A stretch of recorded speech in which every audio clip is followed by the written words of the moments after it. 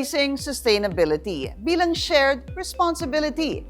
Isa lang yan sa mga layunin ng bottle-to-bottle food-grade recycling facility na ito sa General Trias, Cavite, na nagbibigay ng sustainable na solusyon kontra plastic pollution gamit ang kolektibong aksyon at makabagong teknolohiya. Magandang araw, ako po si Pinky Webb at ito ang Business Matters, where doing good is good business.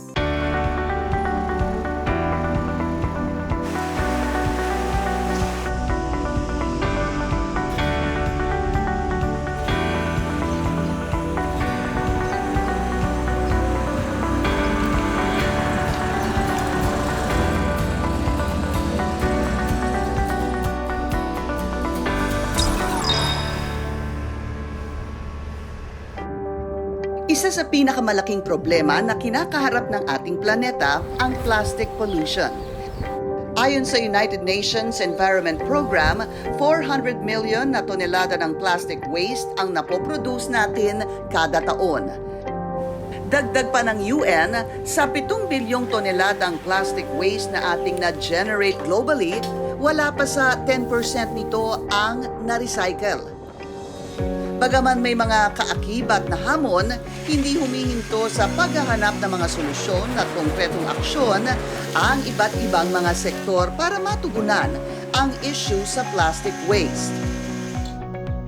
Isang halimbawa na lang ang pasilidad na ito sa General Trias, Cavite, na kilala bilang most advanced pioneering bottle-to-bottle food-grade recycling facility sa bansa, ang Pet Value Philippines. Ang recycling facility na ito ay isang joint venture sa pagitan ng pinakamalaki at kilalang beverage company sa mundo at isang global sustainable chemical company. It's really important for people to recognize that what we have actually with climate change and all that is a global situation. The power of partnership is evident in projects such as Pet Value. Coca-Cola is a globally known beverage brand. Indorama, as we know, is one of the biggest proponents of recycled PET technology globally. Layunin ng Pet Value Philippines ang makapagbigay ng sustainable solutions para maaksyonan ang patuloy at lumalalang problema ng plastic waste pollution. Isa sa mga ito ang pagbuo ng fully circular economy para sa mga clear PET plastic packaging. Pet Value has the state-of-the-art technology employed for this particular facility wherein we use each bottle that's already been returned and we do a recycling process for it. These are bottle-to-bottle processes that we employ here, which means every bottle, every PET bottle that we use here, as long as it's clear, can be redone, recycled, and produced as a bottle again, in effect giving a new life to each bottle that comes through our doors. Dahil sa angking potensyal ng pasilidad, ginawaran ng Philippines Board of Investments o BOI ang Pet Value ng Pioneer status noong 2020 dahil sa kakayanan nitong magproseso at lumikha ng bagong recycled PET packaging. At mula nang buksan ang pasilidad noong August 2022, mas napadali na ang pagkakaroon ng access ng mga katuwang na komunidad at organisasyon sa isang recycling infrastructure. Bagay na nagbigay daan sa pasilidad upang makamit nito ang isang landmark achievement na 1 billion clear PET bottles recycled ngayong taon. Isang pagpapatunay ito sa kahalagahan ng malakas na kolektibong aksyon upang makapaghatid solusyon kontra plastic pollution. We have to recognize there's a problem and then we can all be part of the solution. Again, through the power of partnership. We're part of a big network. We want to establish an ecosystem so that we'll have a truly circular economy. So we're really proud about Pet Value's establishment and, of course, Indorama's entry to the country. There are a lot of possibilities open. We believe that there's a lot of potential for the market with respect to facilities such as Pet Value. And we expect that Indorama, our partners here, will play a very pivotal role in this.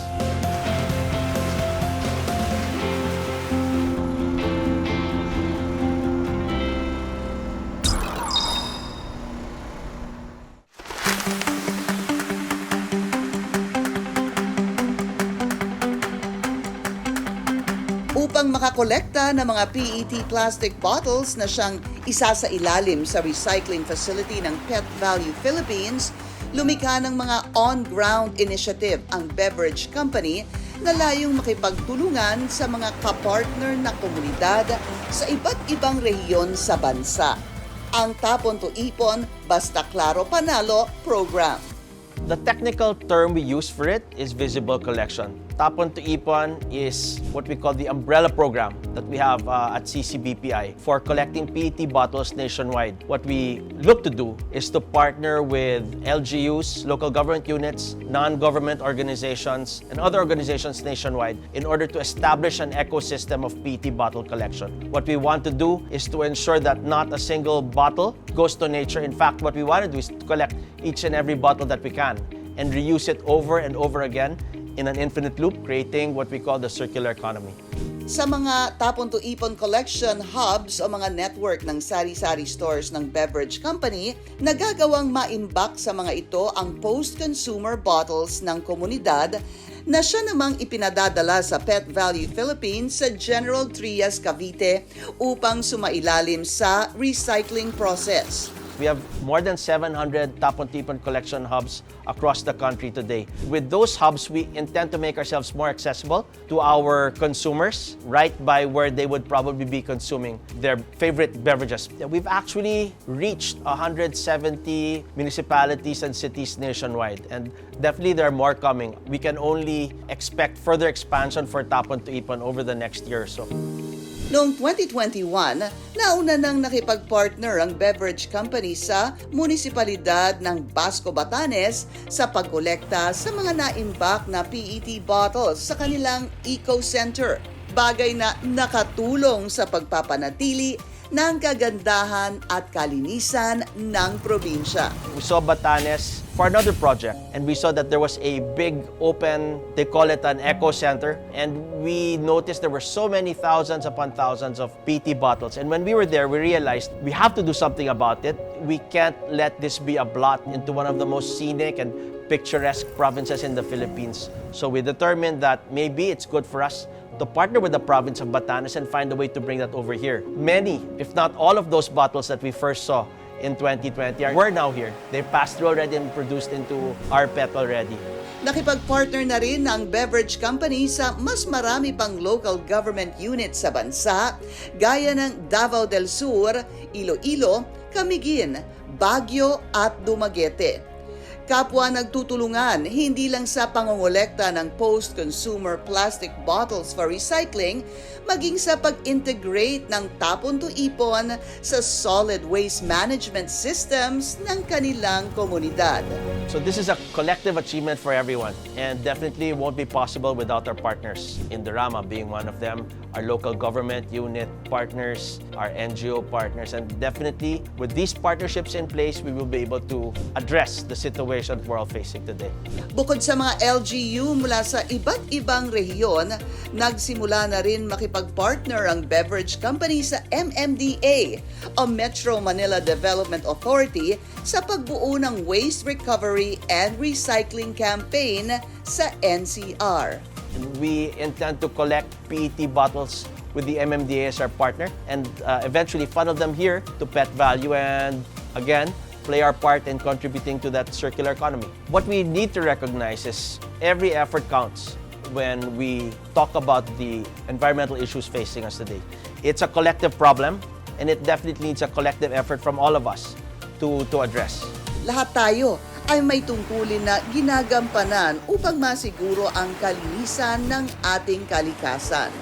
Kaya naman tuloy lang ang beverage company sa pagpapaigting ng kanilang mga programa at pakikipagtulungan sa mga kapartner na komunidad at organisasyon. Nagsisilbing hakbang ito tungo sa makabuluhang pagbabago at pagbuo ng isang sustainable future, hindi lang para sa bansa, maging sa buong mundo.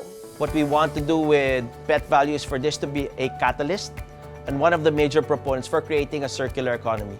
What we want to do is to establish that ecosystem and that mindset for everyone to realize that, with each beverage that you drink, with each PET bottle that you hold, you don't necessarily have to throw it away. you can actually recycle and use it over and over again. And with Pet Value, that's what we look to do.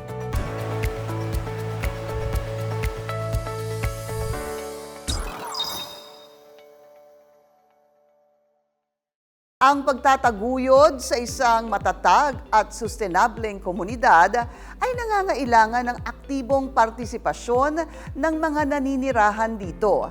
Sa tulong ng mga pribadong institusyon, mas napapalakas ang mga programang inilalaan sa tao at naibabalik sa kanilang mga kamay ang kakayahang baguhin ang takbo ng kanilang buhay. Kilala ang Pilipinas noon sa potensyal nito sa agrikultura. Ngunit sa paglipas ng panahon at sa bilis ng mga pagbabago, tila naiwan sa maringal na nakaraan ang puso ng mga bukirin, ang mga magsasaka. Ako po si Anselmo Gueco. Sa kasalukuyan, ako ang chairman ng Kalsadang Biofarmers Agriculture Cooperative. Nung panahon na wala yung kooperatiba, ang aming mga magsasaka, sa panahon pa lang na ipiprepare yung lupa, umuutang na sila ng 5-6 or kahit kanino sila pwedeng umutang. Nagtatanim kami ng gulay sa kanyang punan. Tapos sa amin lang yung pagod. Pagkabinta ng gulay, hati ka kami. Tagal ako na 40 taon na. Panay ganito lang. Wala pa kaming formal na training. Isa po yun sa layunin ng kooperatiba na magkaroon ng continuing education program yung aming mga membro. Matuto sila yung tamang pamamaraan ng pagtatanim, tamang panahon kung kailan ka magtanim, kung paano sila makakatipid, paano sila hanggang sa maging agripreneur ka. Sa Tarlac, nakilala natin ang grupo ni Manny de la Cruz. Layunin nilang payamanin ang kanilang kaalaman sa pagtatanim dahil anila, ito ay susi sa mas mayabong na ani. Kasi kung mindset mo lang, hanggang doon lang po. Hindi lang po sa pagtatanim, paano ka mag-market as a businessman. Kasi mindset ng farmer, kala nila po sa taniman lang. Eh hindi po, dapat po maging negosyante rin po siya. Doon tayo kikita talaga po. Gamit ang tamang mindset, nanatiling determinado ang mga magsasaka na maghanap ng mga paraan para mapabuti ang kanilang sistema at mapaunlad ang kanilang kabuhayan. Noon pa man, isinusulong na ng isa sa mga kilalang social good arm ng country's top conglomerate ang pagpapaunlad ng kabuhayan bilang sagot sa pag-angat ng mga komunidad. Ang Kabalikat sa Kabuhayan ay nag-umpisa noong year 2007 nung naisip ni Mr. Henry C. Sr., ang aming si Tatang, nang gumawa ng isang project para sa mga farmers para maiangat ang antas ng kanilang pamumuhay. Gusto niya yung mga farmers ay huwag mahuli sa kaalaman sa technology ng pagtatanim. Mula noong ito'y itinatag, mahigit 30,000 na magsasaka na ang sumailalim sa programa. Kabilang na si Manny. Sa loob ng 14 weeks, libreng ibinabahagi ng programang KSK at mga partners nito ang iba't ibang kaalaman mula modern, sustainable farming hanggang sa pagnenegosyo. Nakikipag-ugnay din tayo sa mga Municipal Agriculture Office. And we have been working with DSWD also para po sa capacity building at saka ground leveling. Of course, TESDA, at the end of the training, ang Kabalikat sa Kabuhayan ay nag-i-issue rin kami ng certificate kung saan lahat ng ahensyang partner natin ay nakapirma. Pati ang DTI, may certificate din silang ini-issue kasi tinuturuan nila paano ba maging magsasakang negosyante. Bukod sa pagsasaka, naging malawak ang mundo ng mga graduates ng programa. Tinuklas nila hindi lang ang mundo ng pagsasaka, kung hindi iba't ibang larangan ng agrikultura. Mayroon naging agripreneur na nakikiisa sa weekend markets kung saan direktang naibebenta nila ang kanilang ani sa mas maraming customers. Mayroong tulad ni Manny na nagkaroon ng personal na misyong magsilbing inspirasyon at ibahagi sa kapwa magsasaka ang mga kaalamang libre niyang natutunan. Nag-attend ako ng training sa TESDA rin para maging TESDA accredited trainer and assessor din. Bali po parang paid forward lang kasi tinulungan kami, libre. Wala naman siningil sa amin, wala akong hiningi sa amin. Nakikita namin na yung kanyang farm, napaunlad niya, napaganda niya, and yung mga iba naming members, pagka nakakapaghingi ng payo sa kanya tungkol sa tamang pagtatanim, tamang pag-aalaga, pagmamanage ng farm. Maraming salamat po at kayo ay lumalabas sa inyong comfort zone upang tumulong sa aming mga magsasaka. Hopefully, tuloy-tuloy po pa rin po ang pagtulong natin sa mga kasama nating farmers po.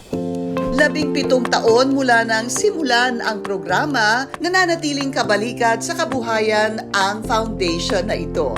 Patuloy na ibubukas ang programang pang-agrikultura para palawigin at palakasin ang natatagong kakayahan at kumpiyansa ng magsasakang Pilipino. Higit sa lahat ng impact, yung sense po ng mga farmers na hindi ako basta farmer. Because of the program, farmer ako. Pwede kitang turuan, pwede tayo magsabay, pwede tayong lumaki together.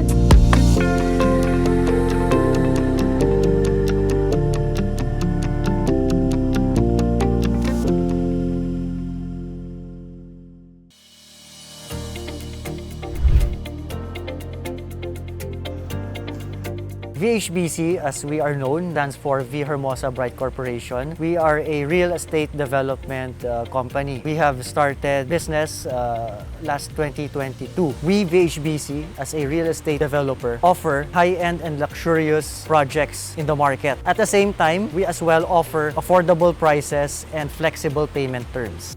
What VHBC offers within our projects is not just simple mandatory amenities that is required to be delivered. We also include other amenities such as country clubs, hotels, resorts, commercial areas such as restaurants, bars, and so on and the likes. So first and foremost, that's the reason why we chose this location is suitability, opportunity, and accessibility. What's unique here in our area is people can experience nature while having leisure living. We are near beaches, commercial areas. We are accessible to Metro Manila. We are in proximate area of Tagaytay City. I would like to invite everyone to come over and experience what we have to offer. You can either be a buyer to experience the property. You can be an investor to have an opportunity to profit from your purchase and to be a part of the company.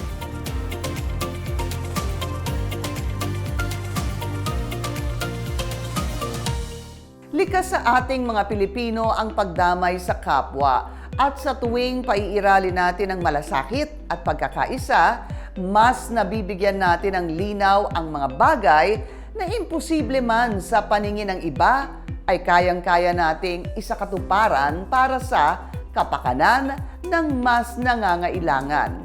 Join us again next season para sa mga istorya ng inspirasyon na nakabuti sa nakararami, komunidad man o individual. Dahil pansamantala muna kaming magpapaalam, ngunit maaari niyo pa ring mapanood ang mga episodes sa aming social media accounts. Muli, ako po si Pinky Webb at ito ang Business Matters, where doing good is good business.